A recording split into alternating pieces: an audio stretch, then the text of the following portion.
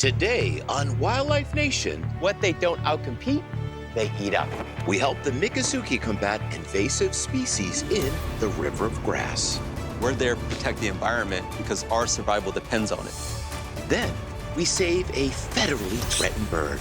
There were tens of thousands of these scrub jays. Yeah. What happened?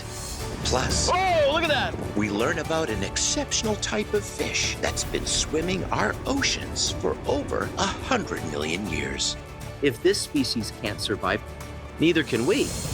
I'm Jeff Corwin. Wildlife Nation is dedicated to conserving the natural wonders of North America. And now we're teaming up with the Miccosukee tribe of Indians of Florida to safeguard the vibrant wilderness of the Sunshine State. We'll explore this region's diverse landscapes and extraordinary creatures as we work alongside the passionate conservationists dedicated to protecting them. This is Wildlife Nation, Expedition Florida.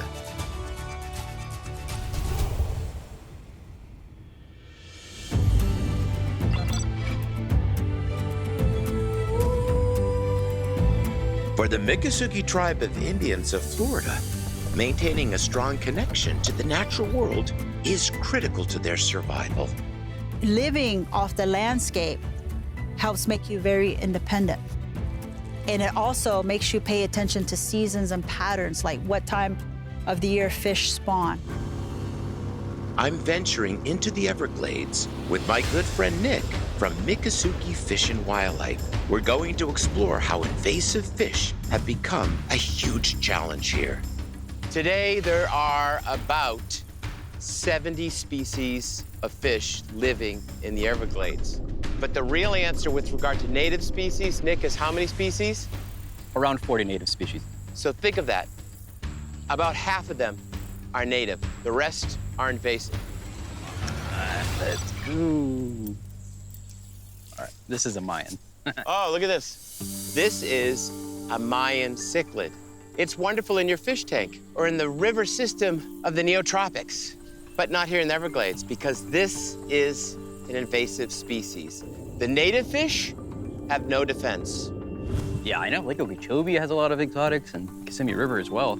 Fish are often overlooked when discussing invasive threats to the Everglades.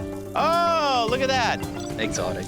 Exotic, another Mayan cichlid. But aggressive species like the Mayan cichlid and the Oscar cause predation and competition issues for our native species of fish. This is an Oscar. What they don't outcompete, they eat up. A perfect example is the native largemouth bass, which has seen year-over-year population declines. More than 60% of the fishery waterways are exotic invasive species. To combat this growing problem, the Miccosukee host an annual tournament called Removal of the Swamp Invaders. To be the next generation, I find it very important that we stay true to the Everglades. It's vital that we adapt and we protect. We're pulling somewhere between 1,000 to 2,000 pounds of exotic fish in just 24 hours. Here, anglers compete to reel in the largest invasive species catch. Whoever brings the most exotic fish wins. While the ultimate goal of the tournament is to bring attention to the threats of invasive species, it's also a beautiful celebration of culture and the Miccosukee commitment to preserving the Everglades. We're there purely to protect the environment, for the better of the environment, because our survival depends on it. This is a recreational activity that everybody can enjoy. You could eat these fish, and you could have fun catching them. So from pythons to invasive fish in these waters that don't belong here, we want to minimize that impact. Certainly. And if we can, have a little fun while we're trying to make a difference. All right, one more fish. Coming up, we save this habitat, we save one of the most charismatic, remarkable birds on the planet.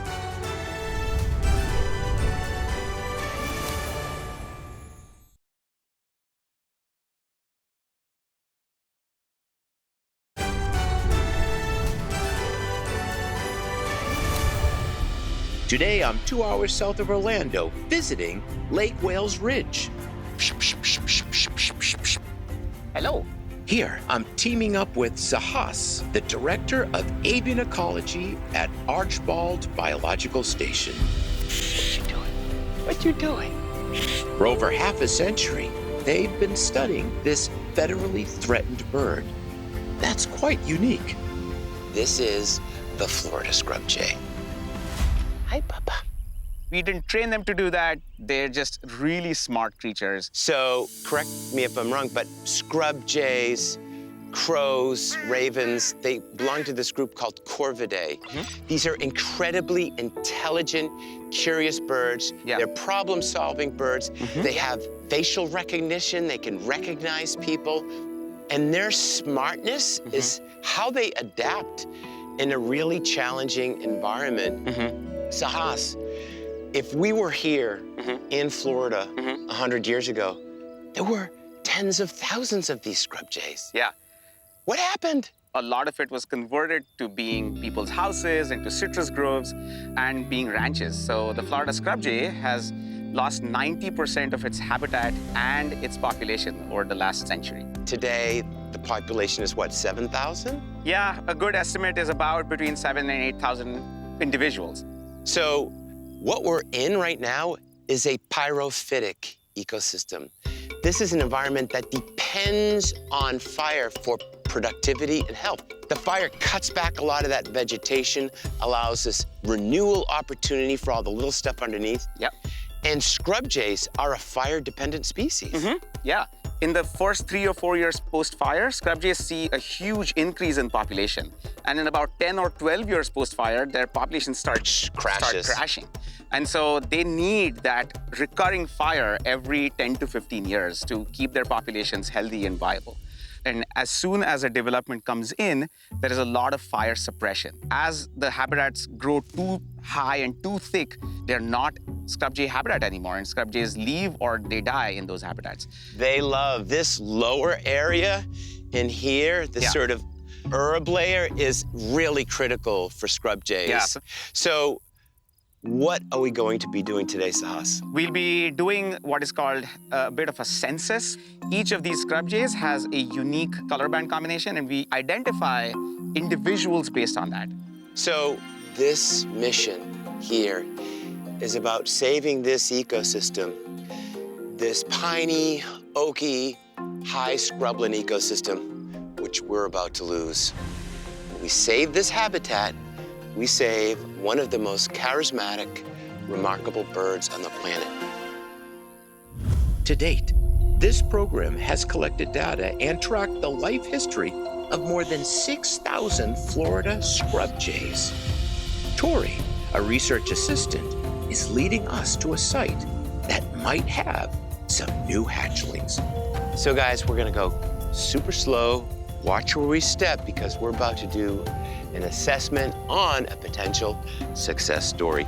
Tori, what are we gonna be looking for? We're gonna be looking for baby birds, baby scrub jays, so we'll just keep an eye out and see who we can see. Incredibly, hatchlings have a 50% chance of being eaten by predators. Each season, Florida scrub jays build 2 to 3 nests to increase the odds that their offspring will survive. You can wait right here. Okay. I'll head to the nest. So the nest is right over there. I'm gonna wait for her here. We don't want too many people going in there because critters around here are smart, and they've learned to cue in on human beings to say, chances are there's food around. So she's gonna sneak on in, grab the hatchlings so we can check them out, make sure they're healthy, put their bands on. We know that Florida scrub jays face a lot of predation from snakes. We can only imagine what may happen if invasive animals come. A great example could be Argentine tegus that are now becoming more and more prevalent in Florida. It's a matter of when and not if. Boy, I hope these hatchlings are okay.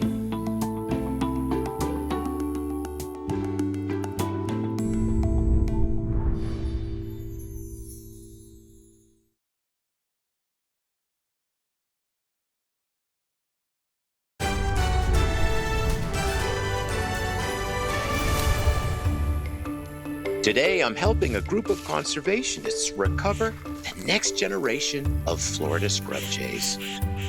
Hear that? You can hear that? Those are the parents, older siblings, cousins, kind of like, get out of here. Every spring, we find every nest of every family group and then track that nest. That is really important to understand several key things about the Florida scrub jay biology. How'd you make out? They're alive. 3 beautiful babies. Oh, wow. This is it, my friends. You're about to see something so special. The next contributing generation of amazing scrub jays, almost extinct, now recovering. And these guys are a big part of that story. You never know how strongly they're actually going to defend sometimes. Now we join Sahas and Zach to band and assess these new hatchlings. Okay, so you're ready? You're gonna grab an individual there. So what I'm gonna do is I have the great opportunity to be the securer of these incredible birds. I'm just gonna keep them in the shade. All right, Sahas is doing some important stuff in there with one of the little hatchlings. And what do we need to do, Tori? So we're gonna get the bands ready to put on these babies. Okie doke. So these are the aluminum bands. Right. So Tori, is this band 187371763? Yes. These are the federal ones. And then we have these colorful ones here, which can be a state band or they could be a research band, all sorts of stuff. Yes, every bird in our population has a unique combination. Awesome. Today, these guys are 11 days old. Wow. And so a week from now, they'll be ready to leave the nest. So this is band 1873-71763. How long did it take you to get to that point where you were comfortable for banding? Because it takes some finesse. It does, yeah. I started at Archbold as an intern in 2021. Having banded birds like this is really important for also understanding their survival. So knowing how many birds are hatching, how many are surviving to their first year, and how many are surviving to become breeders is really important information that helps us understand the population and know how to manage it. It's critical data that gives us information which leads to conservation. Yes, exactly. So on that note, you thinking these guys need to go back to their nest? Yes. All right. They're ready to go. Last baby.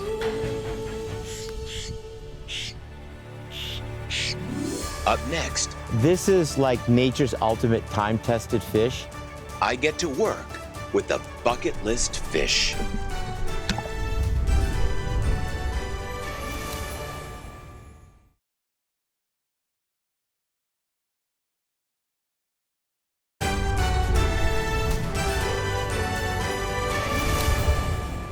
For the Miccosukee tribe of Indians of Florida, the big lesson is what happens in one ecosystem can affect another.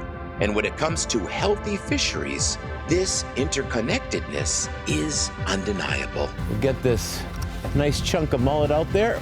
Joellen and I are in the very important ecosystem to catch and release a very ancient species of fish. Where we are today is known as the tarpon fishing capital of the world. People are coming to Charlotte Harbor and Boca Grande just for a shot. Joellen works with my good friends at Bonefish and Tarpon Trust, a renowned organization helping to protect recreational fisheries in Florida and beyond. My friends, tarpon are a keystone species. They are interconnected to the living web of this coastal wild community. This is like nature's ultimate time-tested fish. They are one of the oldest groups of fish. They've been on our planet for tens and tens of millions of years, like over 100 million years they've been here. Yeah, they're with the dinosaurs. And they also have this really complex life cycle. In one part of their life cycle, they're in deep water. In the very earlier stages of their lives, they're in the backwater estuaries, which means they have points of vulnerability. The most vulnerable is the juvenile habitats. That's because they're in such close proximity to us. As humans, they're experiencing habitat loss and degradation through coastal development, and also nutrient runoff from lawn fertilizers and golf courses that are impacting the estuaries and also impacting those valuable nursery habitats. So Just got a bump. There, wait. Ah, hold on, wait. Wait.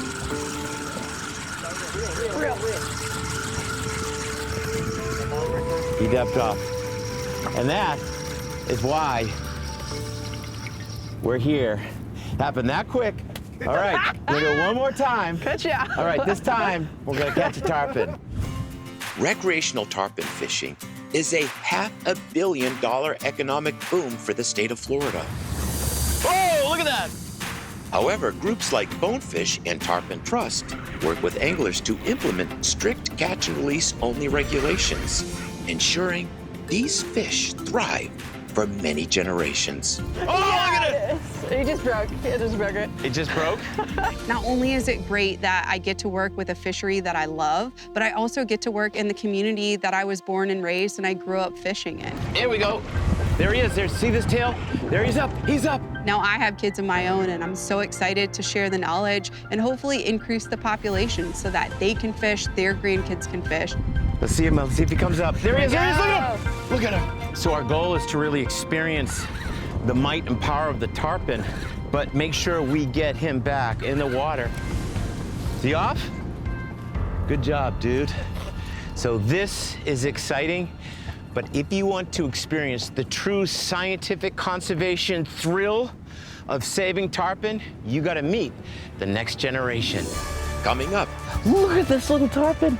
we visit a restoration site that's critical to the survival of this incredible species.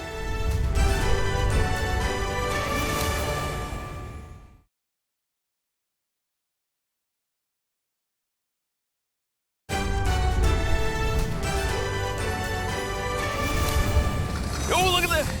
When most think of tarpon, they envision a ginormous 6-foot-long, mighty fish. Oh my gosh. But for these remarkable fish, life begins in shallow backwaters just like this. Just head right toward that tall mangrove. All right. Let's do it. I'm helping Joe Ellen drag this net through the lagoon to search and study the next generation of tarpon. So we are having an incredible journey today to show how all the ecology of Florida is connected. And there's no better creature that illustrates that in a bigger way than tarpon. So why is this area so important to the survival of tarpon? They rely on these habitats for their nurseries, right? Nursery means everything. It's their sanctuary as their juveniles. These projects are also really important because we're collaborating with the Miccosukee tribe. And all of the data that we get from here, all of the restoration practices, that translates exactly into those sites where we're collaborating with the tribe. Oh, you're getting a little deep there. Yep. Joe Ellen is helping to ensure sites like this act as a model for protecting future tarpon. A typical field day would be setting either a seine net or cast netting, depending on the type of terrain that we're sampling in, and then tagging any juvenile tarpon that we get. So you can see we just swept on through. Yep. Now the moment of truth. Did we pull any baby tarpon? And hopefully prevent them from jumping out. There's a lot of little bait fish in here, which is why the tarpon would be here. The question is, did we cover enough area to get some in here? A tarpon! Tarpon! Yep, so the first thing that we're gonna do is scan them. Go. All right. No, they're new. The scanner isn't picking up a tag, which means this tarpon is new to the study. Look at this little tarpon. Look at him. How long is it gonna take for this adorable little baby tarpon to become a 6-foot tyrannical monster of the sea? Typically, they're in this habitat for about 2 to 3 years, and it's really hard when you get tarpon to tell the age, especially the juveniles, because it's so dependent on the habitat and how well they're functioning. But tarpon don't reach maturity until 8 to 10 years old, Wow. which is about 3.5 to 4 feet long. So this guy could be, 20 years old, 30 years old before he's the big guys that we're fishing for. Before tagging this precious baby tarpon, we record its length. About 157. So this guy is about the perfect size to tag. So we'll make a little incision right here with the scalpel, okay? And that's gonna heal up super quick? It is, in about a day or two, Okay. if that. So this guy gets his own number. his own ID. We know how big he was when we tagged him. So when we come out and net again, scan him with that wand and recapture him, we can tell how much he grew. So we'll give him a little. Yeah, so we'll scan this guy. There we go. And there we go, his number popped up. Okay, that's awesome. In nature, we always look for those canaries in the coal mine. In many ways, the tarpon is the perfect indicator species because its survival is interconnected to the health of a myriad of other ecosystems, from coastal estuaries, deep water marine habitats, backwater lagoons like this. Its survival requires a healthy, intact connection of all these wild spaces. Yeah, that habitat mosaic. And if it's not protected, this species isn't protected. And if this species can't survive, either can we. So by investing in the survival of tarpon, in the end, we kind of save ourselves.